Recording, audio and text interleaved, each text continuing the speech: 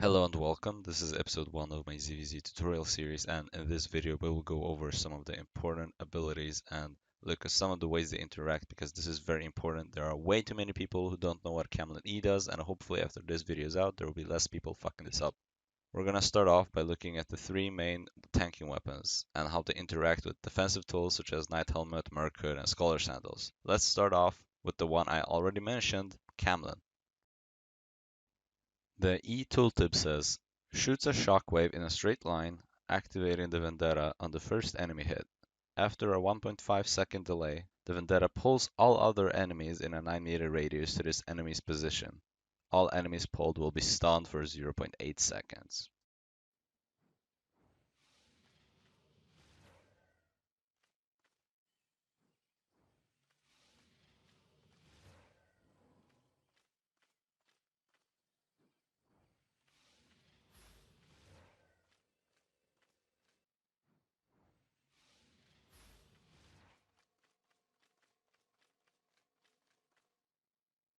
As you can see, it's important to know what defensive ability to use. In this case, the most important thing to do is try to not bring the big red circle into your team. It might seem scary and counterintuitive to run out of your team and potentially into the enemy Zerg, but just think of the trolley problem. It's better that you die rather than 5 in a clap. In the worst case scenario, Knight Helmet should definitely be used here. Save your mercenary hoods for something else that it doesn't really help. Alright, next up we got the Groovekeeper. The tooltip says after a short delay, you'll jump to a ground target location. On impact, all enemies in a 6-meter radius are stunned for 2.5 seconds. Each enemy hit will also increase your resistances.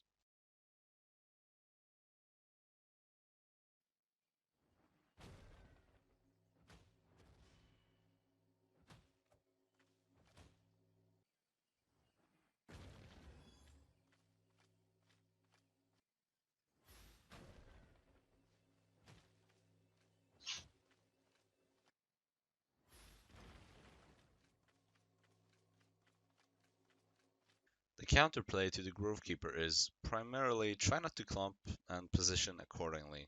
The Groovekeeper E only has a 6-meter radius and most of the time is used as a follow-up to the Camlin. But in the worst case scenario, if you get clapped, then you use Mercenary Hood. That's your savior right there. Don't use Knight Helmet as it doesn't do anything against the Groovekeeper. And now onto the Soulscythe. You'll usually see a few of these, so it's a good idea to know what it does. Creates a tornado and shoots it in a chosen direction. Enemies hit by the tornado will be knocked up into the air for 2 seconds. Notice that it says here, ignoring crowd-controlled resistance and duration. While enemies are in proximity to the tornado, they will be slowed.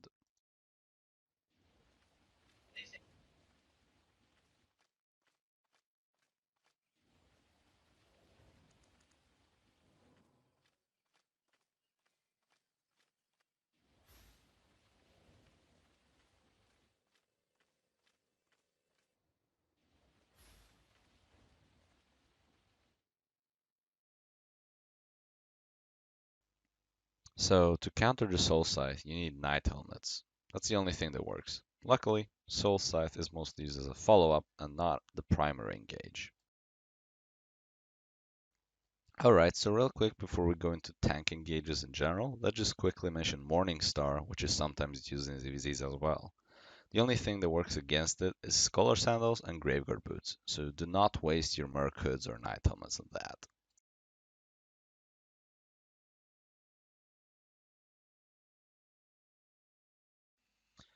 Okay, so we covered the tanking weapons. Let's take a look at arguably the most important item for ZvZs, the Locust. This underrated little ball can either win a fight or save over 10 people on its own.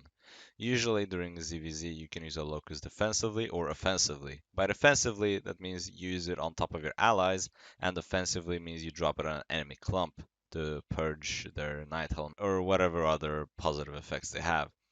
This thing is an insane game changer, and any ZvZ without an adequate amount of locusts is doomed to fail.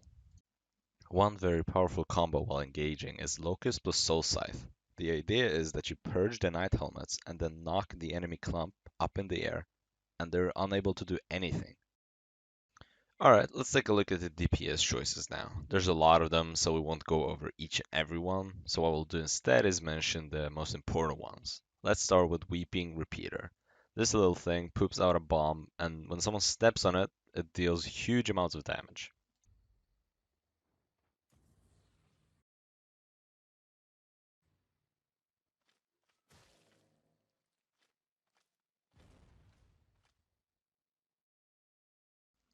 Remember, the bomb damage cannot be reflected. Alright, second we got Gala Teams. They usually go in, clap, big damage, like this.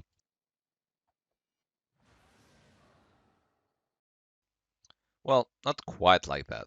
Often in a ZvZ, they stand near the front line and try to gain Q stacks. At 3 stacks, the E does maximum damage. But Gala Team players usually blink in with Mage Sandals, so you don't have time to use your defensives. This is a situation where using a defensive Locust would be useful. You would purge the Gallatin user, all his buffs would be gone, his damage would be ridiculously low. If you have people using Demon Armor in your Zerg, whether it's a tank or a Locust user, you have a huge opportunity to stop any Gala players from hurting your allies. If the Gallatin user uses his E on your Demon Armor, he will most likely kill himself.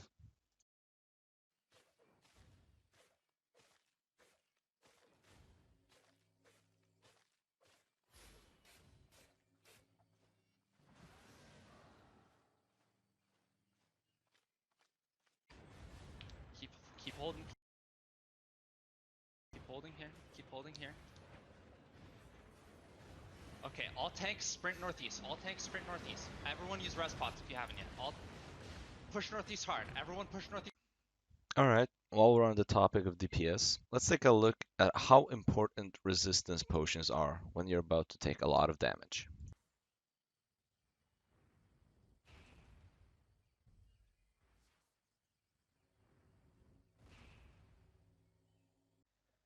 If you know you're about to get clapped and you don't have any defensives to save you, resistance potions are your friend. Make sure you always use tier 7 plus equivalent. Trust me, don't cheap out on these. Alright, we got healers next, and that's usually either fallen or rampant. But when it comes to healing, the thing that separates the boys from the men is knowing when to use your E. I've been on many ZvZs where one of our tanks takes like 100 damage, and someone immediately drops a fallen E on him. Do not do that. You have a Q and a W. Use those.